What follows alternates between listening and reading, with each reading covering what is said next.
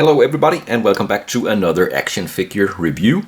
Today we're going to take a look at the Asmus Toys Twilight Witch King.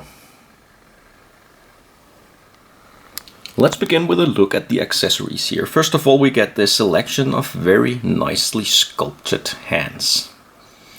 Great details on these hands here, and you'll get a gripping hand here and one on the figure already holding the blade.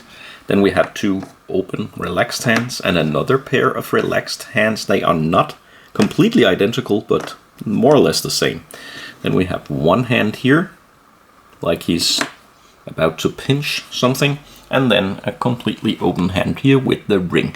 And the ring is also a separate piece of accessory, very tiny one. I don't know for sure which finger the ring is supposed to be on. Some of them seems a little thick for the ring, but well, now I put it here. And you get an extra ring in case you should lose one of them. Then we have extra wrist packs, and we have the Lord of the Rings base also with the figure, and then we have these very nice swords and the crown. If we take a closer look at the blades here, I am really crazy about these swords here. They are very, very cool, made of die-cast metal. This is the Morgul blade, and then we have the long Witch King blade here, also die-cast metal, and with really, really great details. And they fit here and the Morgul blade over here, no problems. Then we have the crown, which is also a separate piece. And be careful, as you can see here, I already had some paint scratches on my figure, and I guess it's unavoidable if you put the crown firmly on the figure. And I guess if you do, it's because you want to have the figure with the crown.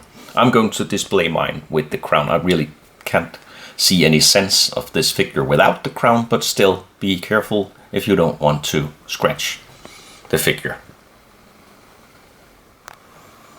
If we move in closer to the face of the Witch King here, I think it's a very cool sculpt. Look at the eyes here, and it's rooted hair. And if you're not a fan of rooted hair, well, there's nothing to do about it here. It's very long, and you really need the crown to control it, but as it is here, hanging down the back of the figure, I think it works fine.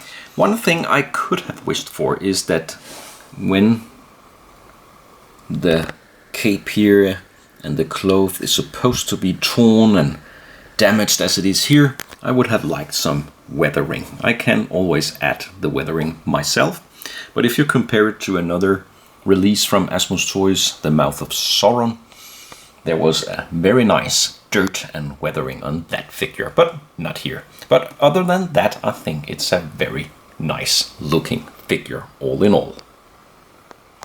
Now, speaking of Mouth of Sauron, I have previously reviewed that figure, so go check it out if you want to see that review as well.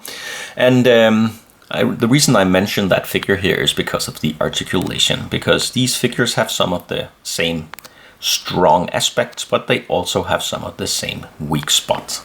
One of the most obvious is the solid boots here, so you can't move the feet anywhere, which means that they are not impossible at all, but difficult to balance when you pose them, and you can get wide stances. You can't really get them to stand solid on the ground if they are posed more than just a little.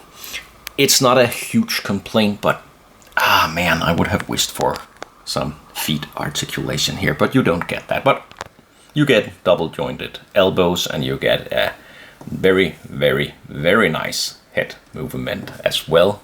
So you can make this figure look almost any way you want, and also on the body. I know this figure is not supposed to go in some crazy dynamic action poses, but still, I would have wished for ankle rockers. And now we have talked about the Mouth of Sauron, let's make a comparison with these two great figures from Asmus Toys Lord of the Rings.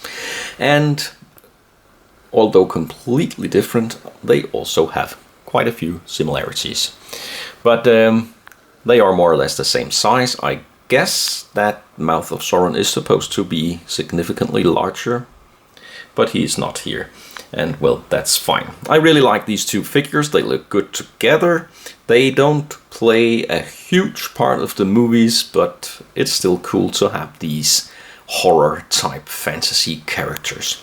So for now I'm going to leave you with my opinion about the Twilight Witch King, and then I'll conclude this review.